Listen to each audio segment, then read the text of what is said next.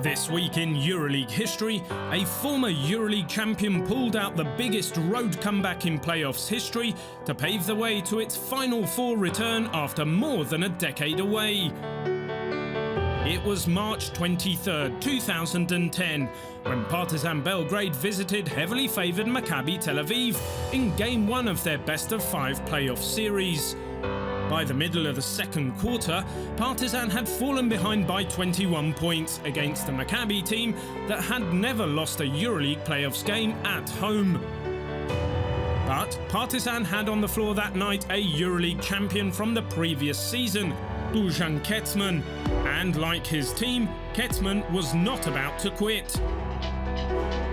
Although he was just the third best scorer on Partizan that season behind all Euroleague performers Bo McCaleb and Alex Maric, Ketzman stepped up when Partizan needed him the most, giving his team hope with a layup and a three-pointer to cut the deficit to 14 by half-time.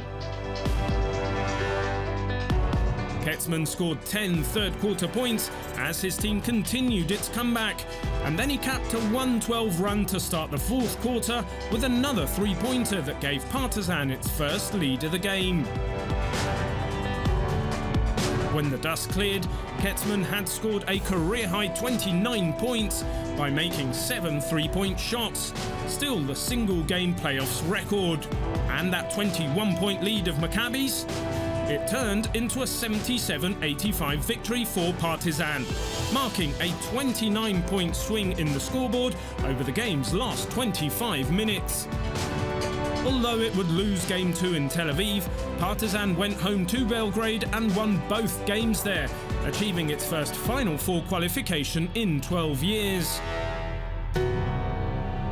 Partizan advanced to Paris, and despite losing both Final Four games, acquitted itself well by taking two powerhouses into overtime and thrilling not only its own fans, but a worldwide audience as well. It was a magic season, made possible by that Game 1 upset on the road in the playoffs.